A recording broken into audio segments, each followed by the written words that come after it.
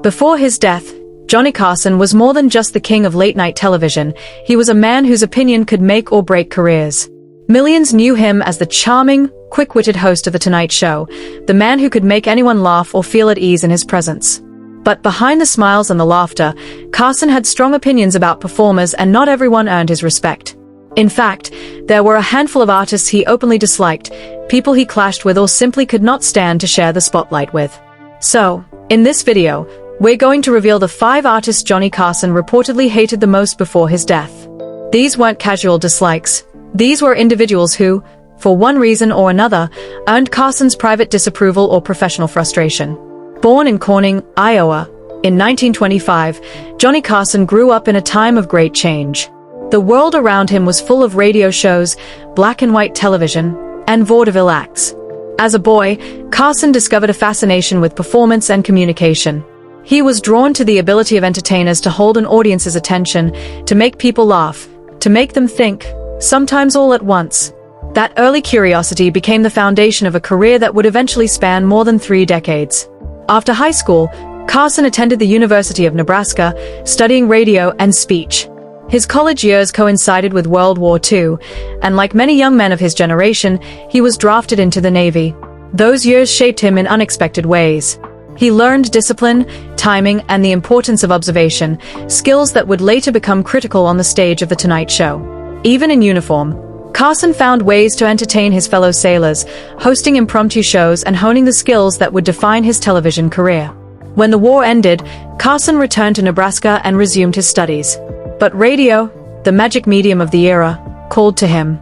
He began working at local radio stations, learning the ropes of broadcasting, voice control, and timing.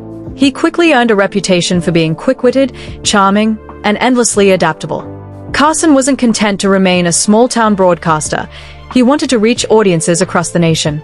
By the early 1950s, television was beginning to eclipse radio, and Carson made the leap. He started as a performer on small shows, testing sketches, monologues, and comedic timing in front of live audiences. Each step was a learning experience. He learned to read the crowd, to handle live mistakes, and to make viewers at home feel like they were part of the experience. These skills were crucial when he later became the host of The Tonight Show, where the pressure to entertain millions every night was immense. Carson's big break came when he took over The Tonight Show in 1962, succeeding Jack Paar. At first, there was skepticism. Could this young, relatively unknown man from Nebraska hold his own on a national stage? The answer was a resounding yes. Carson transformed The Tonight Show into a cultural institution. His style was unique, smooth, confident, quick on his feet, and effortlessly funny. He didn't rely on over-the-top antics. He relied on timing, subtle gestures, and the ability to make guests feel at ease, and sometimes, to gently roast them in ways that were unforgettable. Over the years, Carson became more than a host. He became a mentor. Comedians from across the country saw him as the ultimate gatekeeper. A spot on The Tonight Show could make a career, and Carson wielded that influence with care. He had an instinct for talent, a way of sensing who could succeed and who might crumble under pressure. But he also had high standards, and those who appeared on his show knew that even the smallest mistake could be noticed by millions. Despite his public persona as a genial, calm, and witty host, Carson was a private man. He rarely allowed cameras into his personal life and valued the sanctuary of home. He enjoyed golf, cigars, and quiet moments away from the spotlight. This private nature contributed to the mystique around him. Audiences felt like they knew Johnny.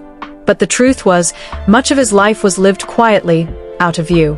Carson's impact on television was massive. He defined the late-night format, the monologue, the desk, the interview, and even the comedy sketches that punctuated each episode. He influenced generations of hosts, from David Letterman to Jimmy Fallon, and set a standard of professionalism that remains a benchmark today. His timing, the pauses, the facial expressions, all of it became part of the language of late-night comedy. But the path wasn't always smooth.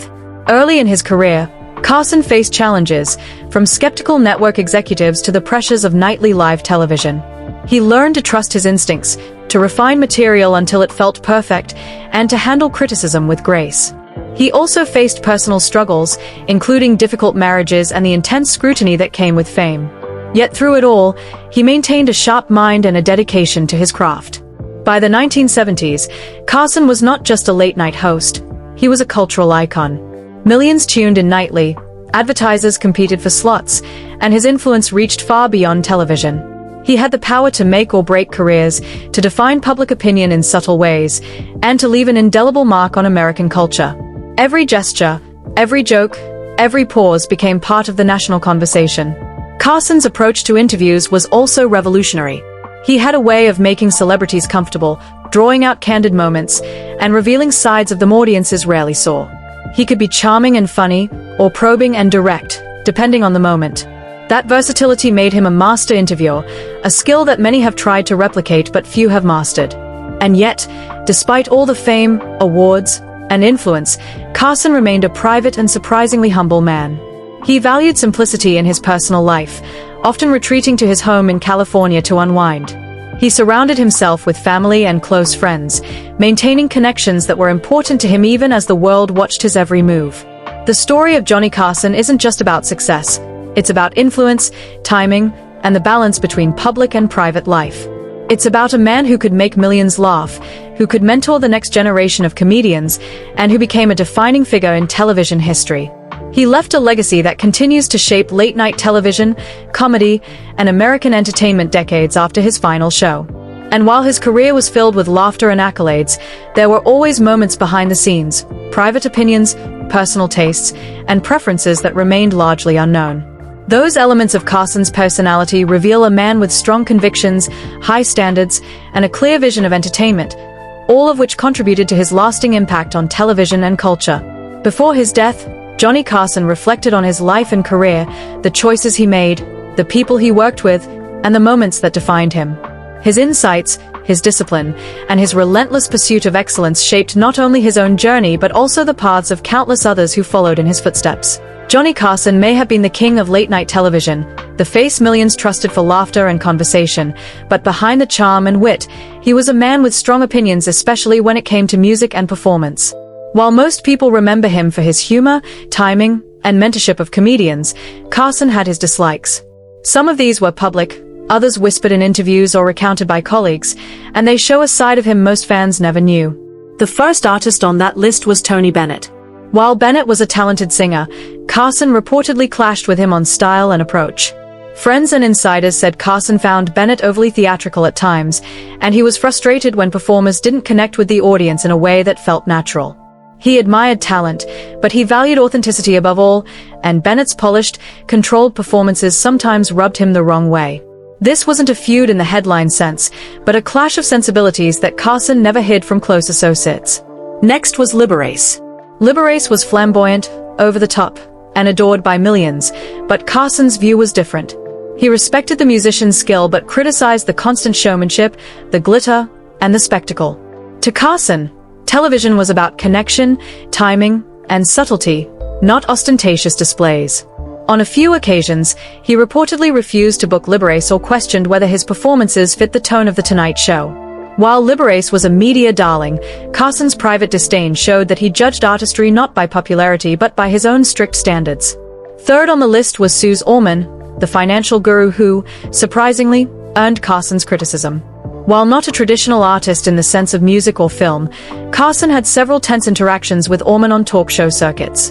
He reportedly thought her style was too self-promotional and overly scripted, lacking spontaneity and humor. Carson loved performers who could think on their feet and entertain naturally.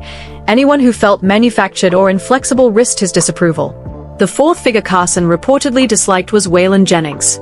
Jennings, a country music star, was a frequent guest on late-night stages, but his laid-back, sometimes unpredictable performance style irritated Carson.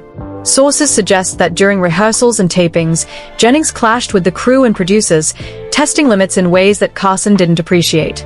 To the host, professionalism mattered as much as talent, and any hint of arrogance or inconsistency was enough to earn his quiet disapproval. Finally, the fifth name was Mickey Rooney. Rooney was a Hollywood legend, a child star who grew into a prolific actor, but his personal style and behavior reportedly frustrated Carson. Insiders say Carson found Rooney difficult to work with, charming at times, yes, but unpredictable and prone to overplaying his presence. Carson valued performers who could blend confidence with humility, and Rooney's energy sometimes tipped too far into the former.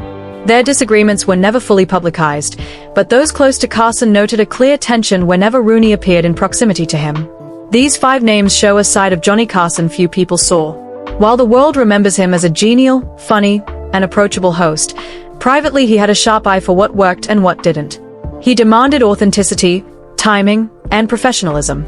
Anyone who failed to meet that standard risked being on the receiving end of his quiet, yet unmistakable, disapproval. What's fascinating is how these opinions never overshadowed his legacy. Despite disagreements, Carson maintained professionalism on air. He didn't publicly attack guests or create scandals over personal dislikes.